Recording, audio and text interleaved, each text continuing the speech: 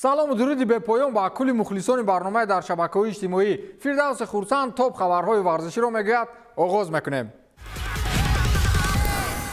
таи 3 рӯзи охир дар олами варзиш беҳтарин рӯйдодҳо ба миён омаданд. ҳам дар олами бокс, ҳам дар майдони футбол ва ҳам дохили қафаси UFC.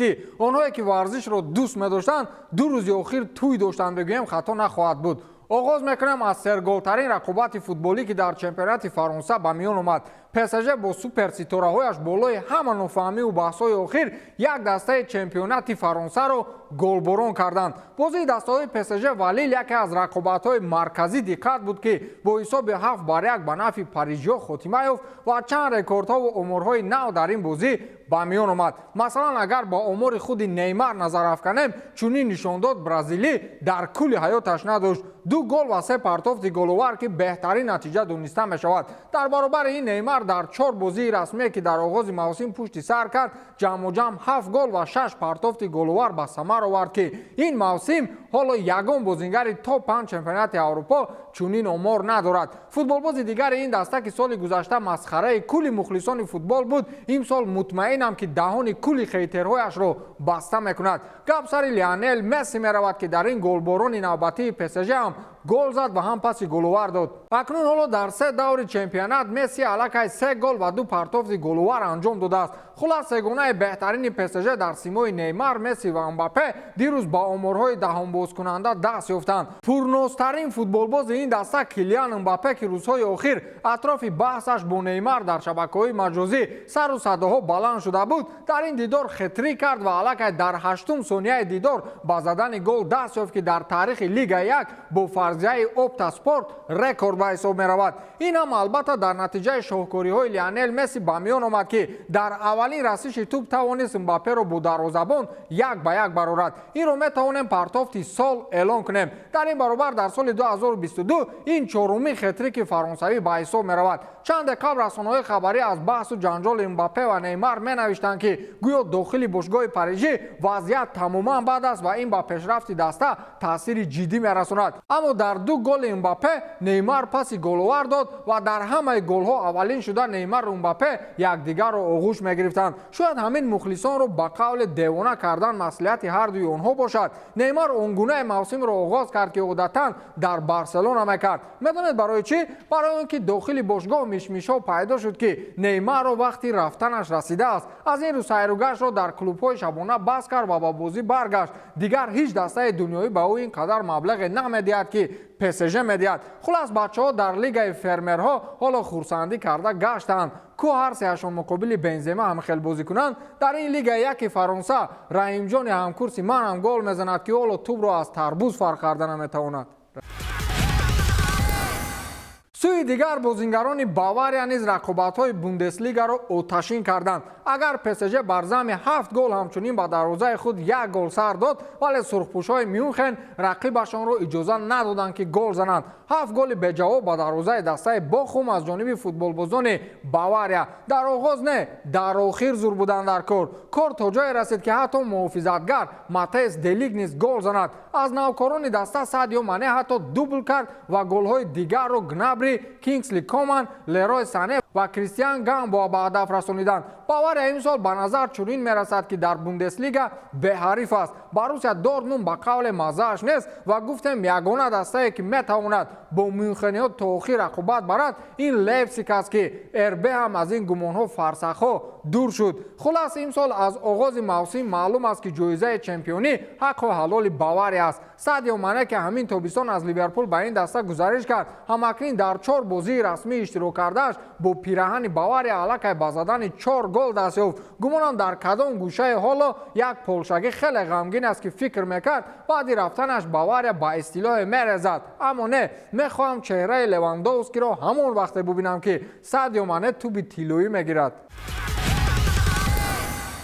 наход ки челси тамом шуда бошад. шикаст аз дастаи лидс юнайтед бо ҳисоби 3-0 мисле ки фаворит будани дастаи лондониро дар мусобиқаҳои аврупоӣ зери суол мебарад. дар даври дуюми чемпионати англия онҳо бозии ба қавли буридаро ба тоттенхем туҳфа карданд ва дар даври сеюм ба таври ҳангомавӣ аз лидс юнайтед бо ҳисоби 3-0 шикаст хӯрданд. томас тухел сармураббии дастаи мазкур рӯзҳои охир хеле асабӣ ба назар мерасад ва ин бозгӯи он аст ки дохили бошгоҳ воқеан чӣ мушкилие вуҷуд дорад ки мо намедонем. аз ин рӯ мухлисони даста эътироз доранд ки собиқ молики даста тоҷири машҳури рус роман абрамовичро баргардонед. зери раҳбарии моликони нав ин даста аз рӯ ба таназзул ниҳодан дарак медиҳад. ҳарчанд дар бозори трансферӣ яке аз фаъолтарин дастаҳо буд. челси дар се бозии премер-лигаи англия як ғалаба, як мусовӣ ва як шикаст дорад ки бо ин ҳол дар мавқеи 12-уми ҷадвал қарор доранд, вале лондониҳо доранд чизеро ки аз он ифтихор мекунанд. ба қавли русҳо зато аз манчестер юнайтед ва ливерпул ҳоло чанд қадам пешанд. тилисми ноком будан муқобили реал соседад дигар ба барселона таъсире надорад. барселона дар таърихи футбол муқобили ин даста ба шикастҳои бузург дучор гардидааст ва инро дар испания тилисм ё ба гуфтори дигар як мавзӯи сеҳру ҷодӯ медонистанд. аз соли 2016 инҷониб нилӯнориҳо исбот карданд ки чунин андешаҳо дигар вуҷуд надорад. ҳатто давраҳои ба қавли аждаҳо будани барса ки замонҳои тиллоии месси сипарӣ мешуд муқобили соседад нилӯнориҳо ба таври ҳангомавӣ шикаст мехӯрданд. гумонам каталониҳо тумори дастаи реал соседадро ёфтанд. охирон маротибае ки барселона аз ин даста шикаст хӯрда буд моҳи апрели соли 2016 буд. аз ин баъд онҳо 14 маротиба ғалаба дар ла лига, як ғалабаи дигар дар суперҷоми испания ва ду мусовии дигар доранд. дар даври дуюми чемпионати испанияи навбад низ каталониҳо дастаи мазкурро бо ҳисоби 4-1 шикаст доданд ва ду голи дидору футболбози полшагӣ роберт левандовски дар рӯзи зодрӯзаш ба ҳадаф расонид. роберт ҳамон рӯз 34-уми соли умрашро бо дубл қайд кард ва дар ин баробар голҳои дебютии худро дар бозиҳои расмӣ бо пираҳани барселона ба ҳадаф расонид. ҳамчунин фати ва дембеле ҳам ба задани гол даст ёфтанд. сегонаи барса ҳам бо левандовски, фати ва дембеле ояндаи дурахшони дастаро бозгӯӣ мекунад. агар реал дар ҳаёт намебуд боз нуран ало нур мешуд. акнун меравем ба муҳташамтарин ринги бокс ки он ҷо ду ба истилоҳ легендаи ин нави варзиш бо ҳам вохӯрӣ карданд. александр усики украинӣ муқобили энтони ҷошуаи бритониёӣ ки соли гузашта ҳам дар майдони тоттенхем хотспур бо ҳам рақобат намуда буданд. усик дар рақобати ҷавобии худ реванш барои ба даст овардани ҷоизаи чемпионӣ бо фарзияи WBA Super, IBF, WBO ва IBO бори дуюм ҷошуаро бо бартарияти холҳо ва хулосаи доварон мағлуб кард ва камарбанди чемпионии худро ҳифз намуд. рақобати мазкур 12 раунди идома ёфт ки дар рафти он усик бартарии комилро бар уҳда гирифт ва анқариб дар ҳамаи раундҳо аз ҳарифи англисаш болоӣ дошт. баъди ғолиб эълон шудани александр усик энтони ҷошуа дохили ринг эътироз барпо кард ва аз қаҳр камарбандҳои чемпионии ҳарифашро рӯи замин ҳаво дод. масъулин ва атрофиёни худи бритониёӣ ба истилои ба як азоб ӯро ором карданд ва ба ринг баргардониданд. ӯ ҳамин қадар асабӣ буд ки рӯбарӯи усик истода мегуфт ман аз ту пурқувват будам, чӣ хел ту ғолиб баромадӣ? усики бо тамкин дигар чизе ғайри нигоҳ кардан намегуфт. бархурди мазкур дар арабистони саудӣ баргузор шуд ва тибқи иттилои манбаъ ҳар ду боксчиҳо дар натиҷа $40 миллион кор карданд. александр усик баъди рақобат тайсон фюри боксчии соҳибноми дигари англисро ки чанде пеш карьераи варзишии худро нуқта гузошт ба рақобат даъват кард. чизи аҷиби дигар ин буд ки энтони ҷошуа ки аз нажоди масеҳиҳои ғарб ба ҳисоб меравад каломи бисмиллоҳро ба забон овард.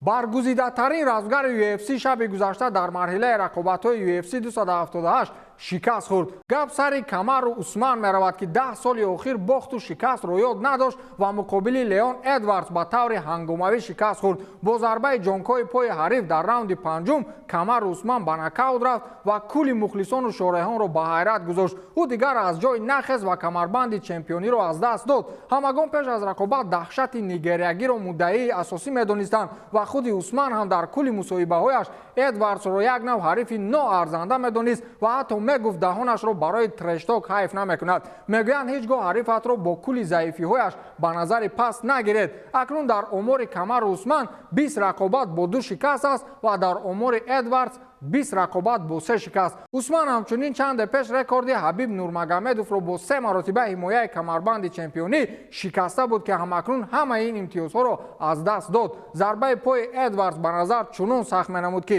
гумонам дигар номи ӯро пеши камару усман ба забон биёрӣ ҳаётат месӯзад. ба ҳамин тамом то дидор хайр.